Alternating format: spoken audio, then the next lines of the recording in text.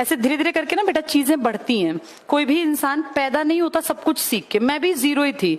Zero से ये सारा सफर मेहनत से तय होता है। जब तुम थोड़ा थोड़ा रोज सीखोगे ना, तुम लगभग पिछले 1.25 घंटे से लगातार सुन रहे हो, तो तुम्हें बहुत सारी नई बातें पता चली। ऐसे जोर पड़ता है पढ़ने में। पढ़ना आसान काम नहीं है, ना ही कोई मनमोहक काम है कि तुम्हें अच्छा लगेगा। मूवी देखना, रील्स देखना, शॉर्ट्स देखना ज्यादा मजेदार है, उसमें घंटों घंटों घंटों बीत जाते हैं, पर वो कहीं नहीं ले जाते बेटा। वो तुम्हें वहीं का वहीं रखेंगे और नीचे गिरा देंगे।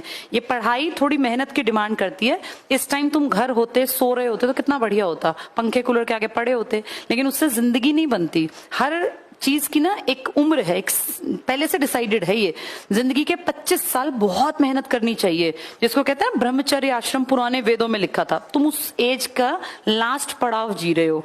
25 साल तक इतनी मेहनत करनी चाहिए कि अगले 25 साल हमारे आराम से कट जाए। जब तुम्हारे अपना गृहस्थ परिवार हो, तुम्हारे माँ बाप बुजुर्ग हो, तुम्हारी पीढ़ियां अगली आए, तो तुम कमाने खाने के लायक हो। फिर उससे अगले 25 साल थोड़ा थोड़ा परिवार से कट के भगवान की भक्ति करनी चाहिए कि भाई 50 के बाद ज्यादा घरेलू कामों में व्यस्त नहीं होना चाहिए, नहीं तो फिर बुराई बनती है।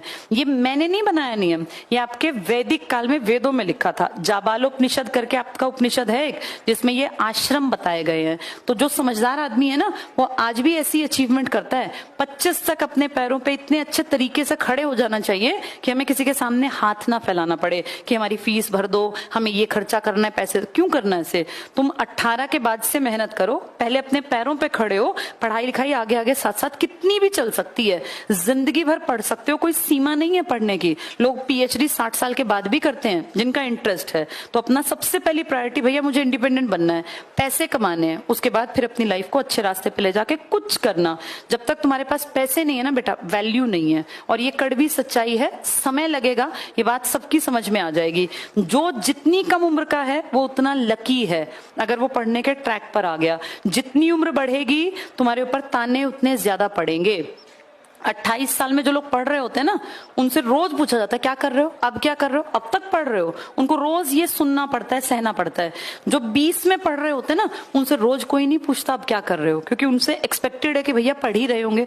स्कूल जाने वाले बच्चे से कोई रोज पूछता है कि अब क्या कर रहे हो, सबको पता है स्कूल जा रहा है। जब तक वो कॉलेज है तब तक भी चलेगा, लेकिन जैसे तुम 25 कूदोगे, फिर रोज निकलते घर में जाते आते वक्त हर आदमी जानबूझ के टॉन्ट करेगा। जिस दिन तुम्हें नौकरी मिल गई ना, फिर कोई नहीं पूछेगा अब क्या कर रहे हो। फिर उनको जलन होगी तुम्हें देख के, क्योंकि पूछ के उनको दुख होगा कि तुम कहीं इंडिपेंडेंट हो गए हो। हर आदमी दूसरे से चिढ़ता है, ये सच बात है समाज में। अपनी एक पोजीशन बना लो ताकि तुम लोग जो हो कोई जवाब दे पाओ। ये ना हो कि आंखें बचा के गुजरना पड़ता है। शर्म आती है बेटा एक एज के बाद। 23, 24, 23 भी पकड़ना भारी हो जाता है अगर आप पैसे नहीं कमाते हैं तो पढ़ लिख के काबिल बन जाओ। काबिलियत का यही रास्ता है, बस कोई शॉर्टकट नहीं है।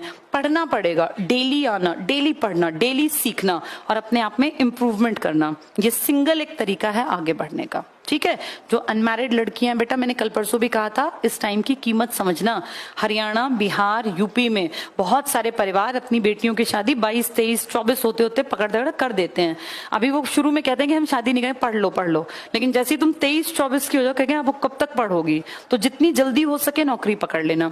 लड़कों की बेटा हरियाणा में शादी भी नहीं होती है, इसलिए जल्दी नौकरी पकड़ लेना, नहीं तो आगे फिर होगी भी नहीं।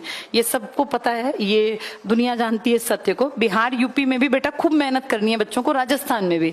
हम सब जिस कम्युनिटी को बिलोंग करते हैं ना, हमारे बिना कमाए हमारा पेट नहीं भरेगा, ये सबके लिए है। तो कमाने का अपना टारगेट बना लो, ठीक है। किसी का कोई डाउट?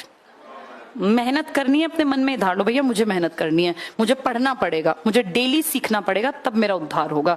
बाकी कोई भगवान, परमेश्वर, परमात्मा आके किसी का उद्धार नहीं करेंगे। पेपर तुम ही लिख के आओगे, भगवान तुम्हारा पेपर नहीं लिखेंगे। हाँ, मेहनत करोगे तो वो तुम्हारे भाग्य की लकीर जरूर बदल देंगे कि जिसमें अगर कोई बुरी चीज लिखी है और लगातार तुम मेहनत कर रहे हो तो वो अच्छी में बदल सकती है। पर भगवान आके तुम्हें हाथ पकड़ के नहीं कहेंगे चल मैं तेरा पेपर दे आऊंगा, वो तुम्हें ही देना पड़ेगा। तो पढ़ना पड़ेगा। All the best.